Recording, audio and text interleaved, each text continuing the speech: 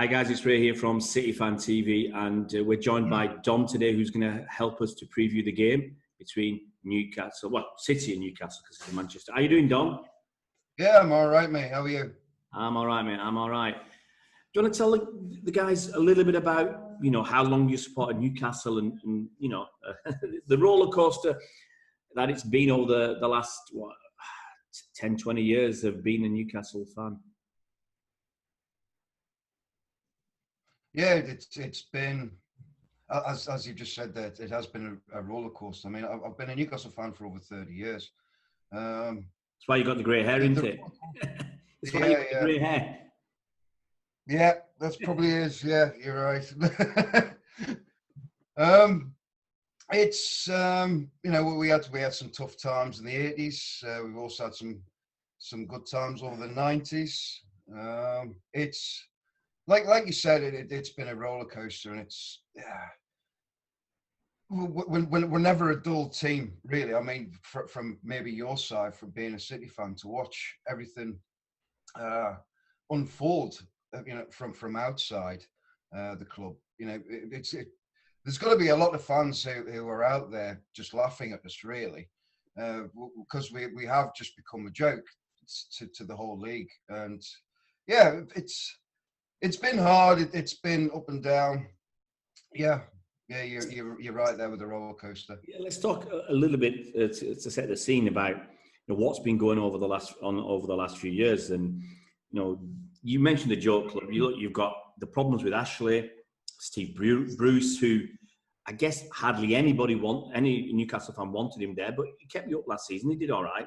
The takeover that was going to happen, it was going to bring a load of money into the club. That's not happened.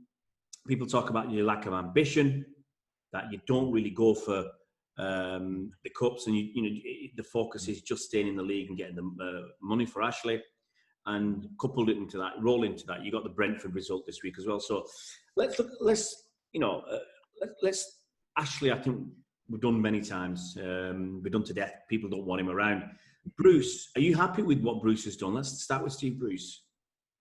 Well, if you start with him, excuse me, I do have a bit of a cough at the moment. It's been tough for Bruce as well. He was dropped into the job very late. After Rafa Benitez left. I think he only spent maybe a week or two with the players at the time for the upcoming season. He only took training once or twice. So in his first season, I can't be too critical of him, really. I mean, he did a job, but as any manager, you can only give them so much leeway before you start saying, no, you've not actually done that well. But yeah, I can't be too critical. Like I just said, he has done a job under difficult circumstances as well. He's getting more than most from the transfer kitty, but if you're going to spend more money, then you've got to start getting better results as well, and you can't just be riding your luck, which we would say he has been. Yeah, I understand that, and you have spent a fair bit of money in the last transfer window. If I remember, or the one before that, St. Maxim, Joe Linton, Almiron, it cost you a few quid as well, and a few others. But these days, everybody's spending a lot of money. You look at Villa last season; they spent over 100 million quid. You look at Fulham, the last time they came up, they spent about 120 million quid. This time, you look around and teams are spending the money. Leeds are spending a bit of money. Wolves always spend a bit of money. West Ham spend a bit of money. Everybody looks like they're spending a bit of money. And even the clubs that you would say are mid-table and bottom of the table, as I said, Fulham, Aston Villa, Leeds, and they're spending money. So it's very difficult to compete. And you sat there right now, you're in 12th position with 18 points after 13 games. You're just a couple of points behind Wolves, who, and you've got a game in hand. And Wolves are all, since they've been back in the Premier League, have always, looked like one of the top 8-7 teams. So is it really all that bad? What I would say there, you mentioned there about, other clubs spending money. I mean, you look at the likes of Fulham. The last time they came up to the Premier League, they spent over 100 million in the first transfer window, Yeah. and still went down, and quite badly as well. But you've also got to look at, Wolves have also spent money, but they've had a good manager at the helm as well, and someone who was progressively made them better and better, going forward, better in defence. You can also look at, like you said there, Aston Villa. They've been shaky over the last couple of seasons. So, you've got to have the right team now. It's not just about players in the field. You've got to have that right team, all the cogs moving in the right direction. And unfortunately, at Newcastle, we really don't have that. We've got a manager who's championship material at best. He's championship manager. But even in the championship, he struggled with Villa. He struggled with Sheffield Wednesday. He has struggled at other teams he's been at, and he's not a Premier League manager. He's doing a job. I can't, like I said, I can't take that away from him. He is doing a job, but it's just not working out the way any fan would hope. Really. I guess Ashley's happy because he's staying in the Premier League, getting the money, and the fans want a bit more. Let's move on to that takeover. It didn't happen. There was we talked about it with Newcastle fans in the summer when we thought it was going to happen. We thought you're going to get enough money coming in to be doing serious business in the transfer window. Your owners are obviously very wealthy. Other clubs were going to be struggling in the transfer window. We've seen that. You've not had a lot of massive transfers, a little bit from Chelsea, Man United, a bit of money from City, but you've not had a lot of massive transfers going through the books. And we felt in the summer that if you could spend a bit of money, you could buy good players because you would offer them a lot of money and they'd come in, and the money could push a deal over the line. Are you bitter? Are you angry that the takeover didn't happen for whatever reason? Did you want it or not? Well, just to put it through there, it has had its pushback as well. We can come on to the Hattis Cengiz thing with the Khashoggi murder. Also had beIN Sports bleating about it every week. We've also had pushback from a few of the government as well. So on that side of things, I can understand a lot of these gripes, but at the same time, it isn't political. It shouldn't be political. It's football. It's the PIF, which has got nothing to do with the running of the country. It is their public investment fund, and that they're the ones who would be investing in Newcastle. A lot of these, like I just said, it has turned geopolitical as well, unfortunately. But like I just said, that it should be kept out of football completely. It's crazy. It stopped you. I mean, it has taken a little while to turn things around, I think. But you can see what happened at Chelsea when Abramovich came with the big money. Very quickly, they were paying silly money to get to the top, and that's where they 15 or 16, 17 years later, they're still there. City have done the same. They paid silly money, especially at the start, and you can see what they've achieved. Do you think you'd have been up there as well? Maybe not in the first or second season, but within 3 or 4 years, you'd have been up there challenging for at least European positions and trophies. Does that hurt? Because the way City fans look at it, and we say we were lucky, it was our turn, let us enjoy it. But we don't say nobody else should do the same. We've had a great 10, 12 years. And if we don't win anything again, all right, we'll be a bit disappointed, but we've had a great 10 or 12 years. And we don't begrudge anybody else having the same opportunity. But you'll get fans from certain clubs, and they did it with City, they did it with Chelsea, and usually that's Man United, Arsenal, Liverpool, and whatever, maybe Spurs, and Chelsea now, who don't want you to get that money because you're competition to them. You're another, it used to be the big four, but you'd be another, now it's the big six, you'd be another challenger to a Champions League position, another challenger for the big trophies. And do you think there's been issues within the Premier League that's also stopped that happening? Oh yeah, of course. I mean, we come on to Richard Masters and Gary Hoffman, who recently come into situ into his job.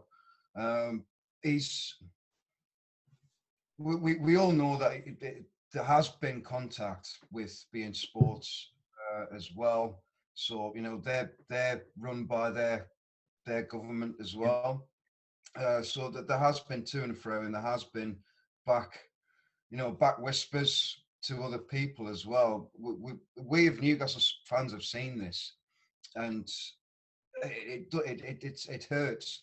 And the fact that also you talk about all the clubs who are against this because they don't want another shark in the tank. Yeah. It is very hard.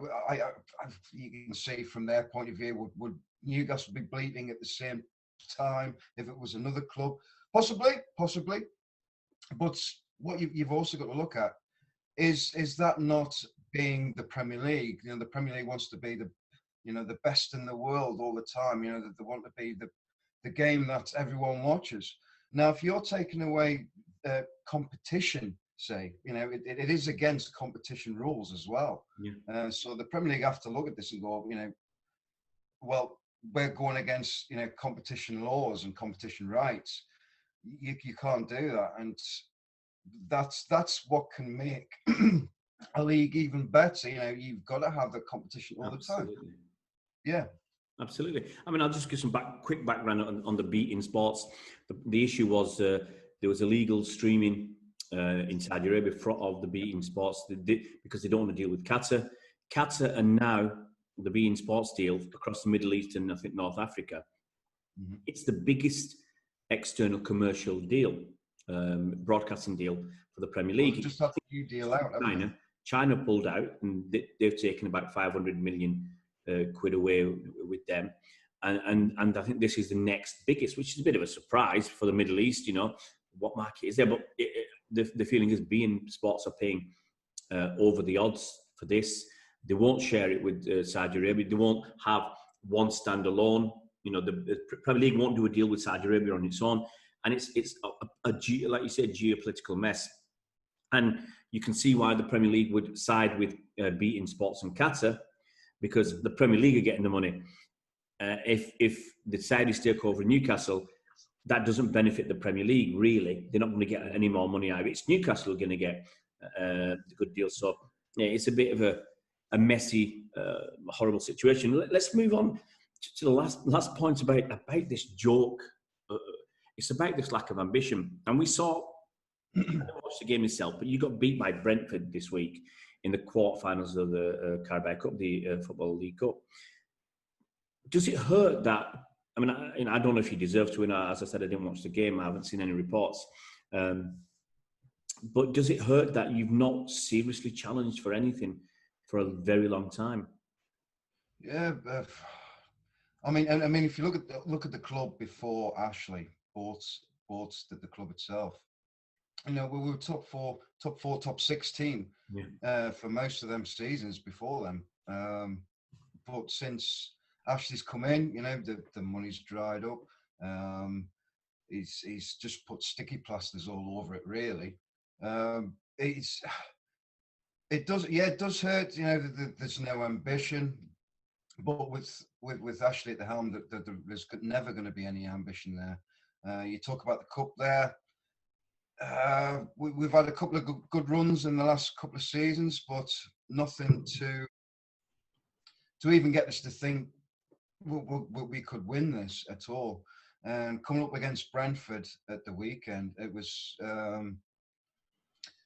it was a game of two tales. It was we had our chances to put chances away. They had theirs, and it's just unfortunate.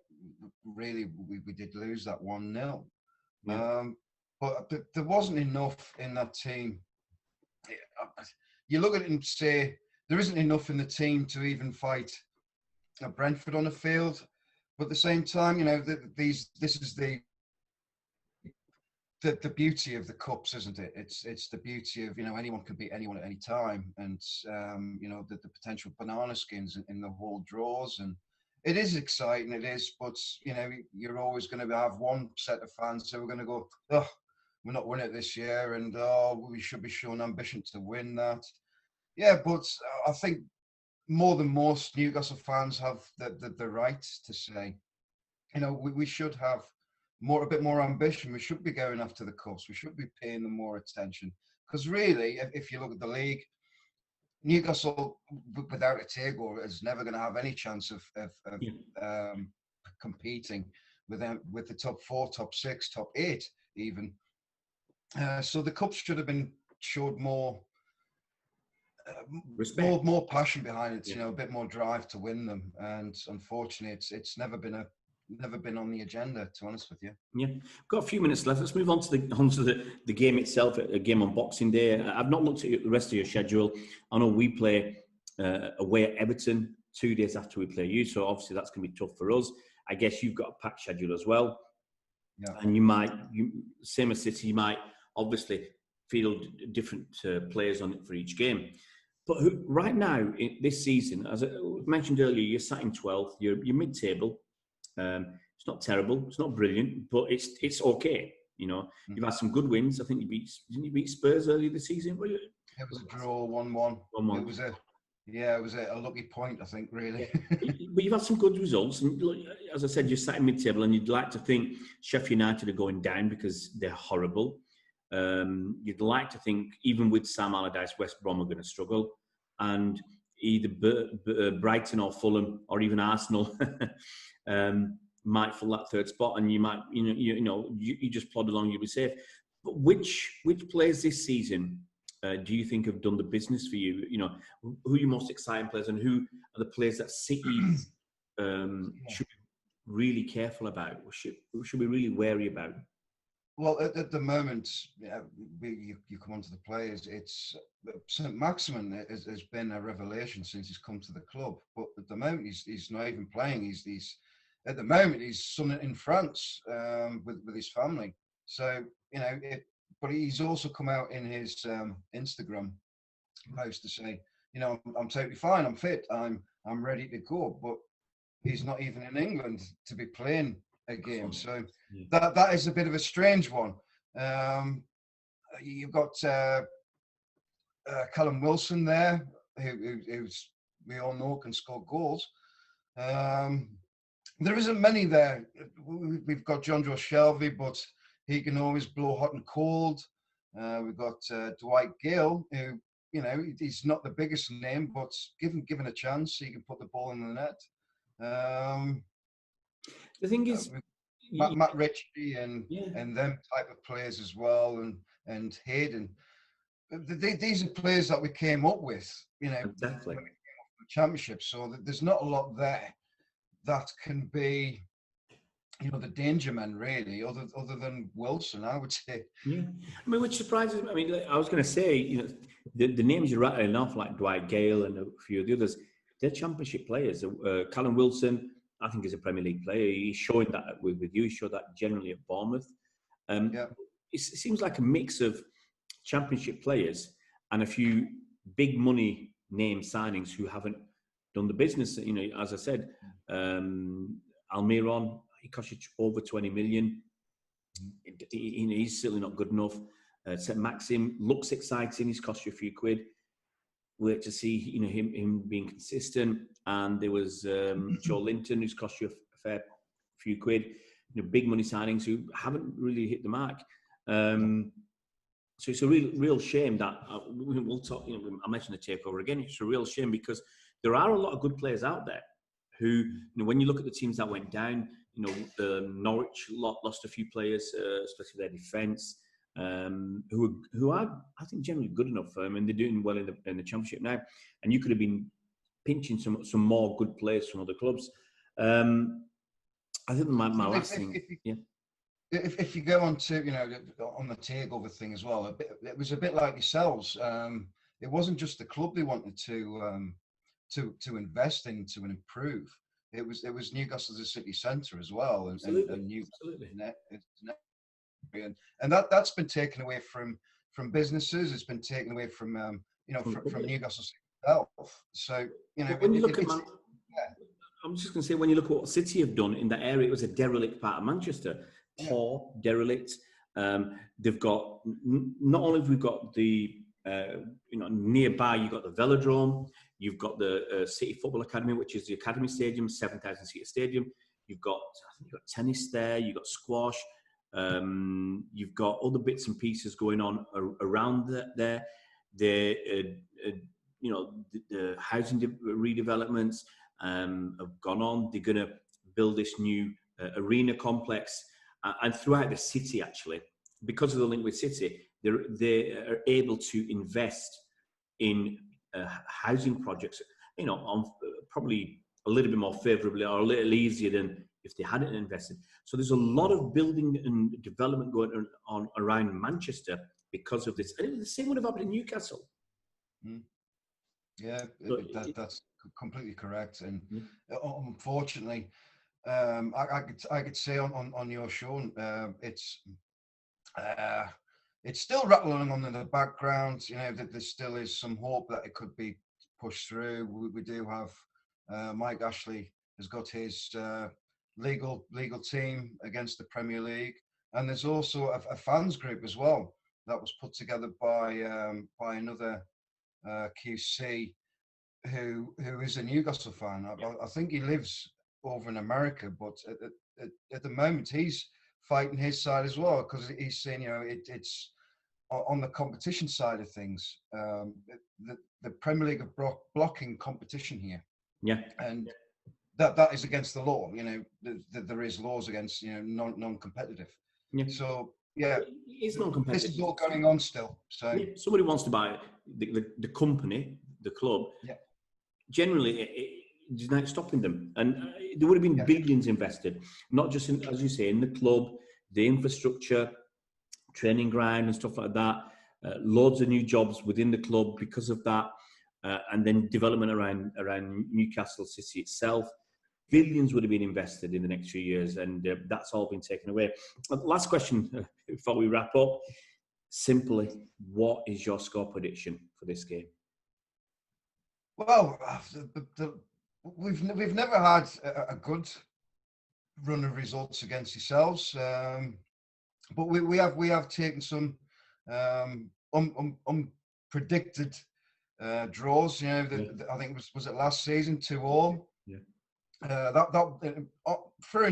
If you're watching that as a neutral, that was a good game, and from both sides. But yeah,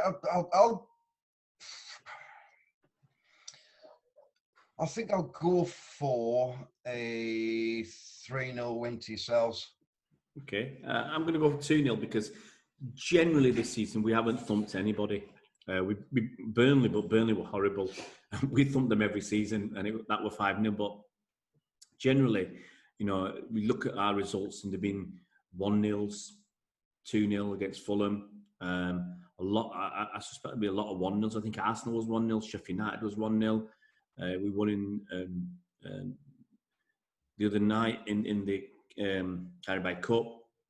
Not by it was Arsenal, and Arsenal just give us that.